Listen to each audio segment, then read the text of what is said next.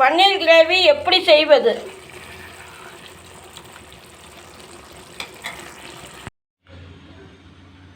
ரெண்டு ஏலக்காய், 3 கிராம்பு, 4-5 பட்டை, கருவேப்பிலை, பிரிஞ்சி இலை, தாளிக்க வேண்டிய பொருள், ஒரு காஞ்ச மிளகாய்.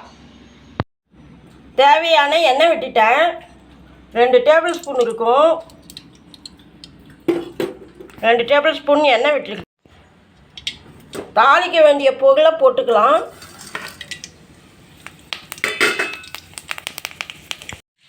மூணு பெரிய வெங்காயம், மீடியமான சைஸு. எந்த அளவுக்கு பொடுசாக நறுக்கணுமோ அந்த அளவுக்கு பொடுசாக நறுக்கிக்கணும். இப்போ வெங்காயம் போட்டுக்கலாம்.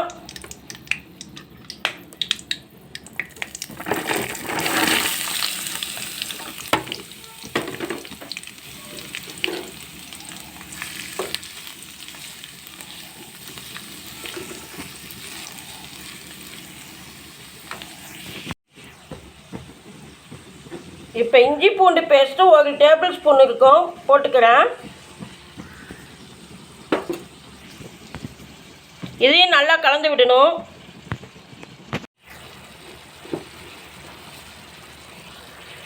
உப்பு கொஞ்சம் போட்டுக்கலாம். சீக்கிரமாக வதங்கும்.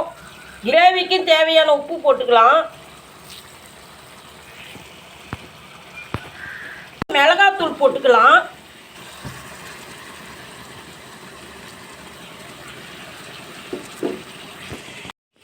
இப்போ மல்லிப்பொடி 2 டீஸ்பூன் போட்டுக்கலாம். மிளகாத்தூள் 1 டீஸ்பூனும் மல்லிப்பொடி 2 டீஸ்பூனும் போட்டிருக்கேன். இப்போ கரம் மசாலா பொடி 1 டேபிள் ஸ்பூன் போட்டுக்கலாம். 1 டீஸ்பூன் போட்டிருக்கேன். கரம் மசாலா பொடி 1 டீஸ்பூன் போட்டிருக்கேன்.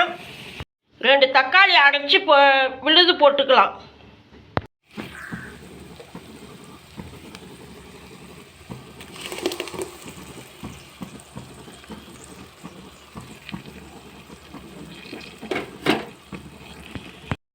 பச்சை வாசனை போகிற அளவுக்கு நல்லா வணங்கணும்.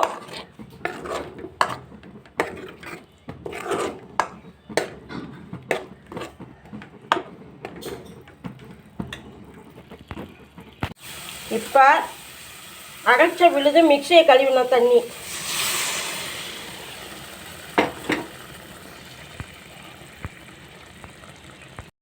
நல்லா கலந்து விட்டுட்டேன். கஸ்தூரி மேத்தி. இப்போ இப்போ தயிர் 2 டேபிள் ஸ்பூன் போட்டுக்கலாம்.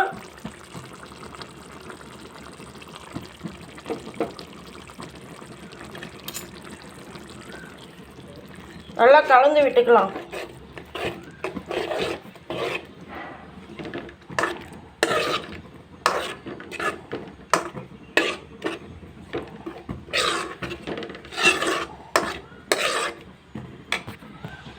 இப்போ சோம்பு, சீரகம், மிளகு 3ஐயும் வறுத்த பொடியை போட்டுக்கலாம்.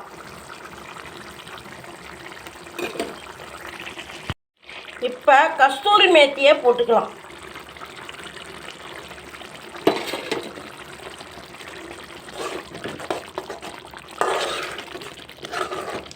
நல்ல வாசனை வருது மக்களே.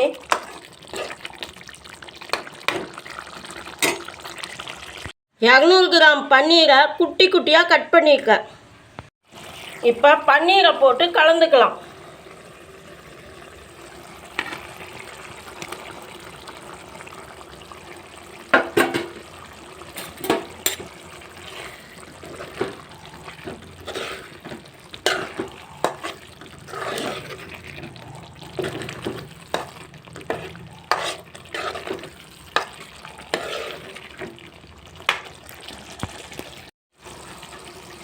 பன்னீர் கிரேவி ரெடி ஆயிடுச்சு மக்களே.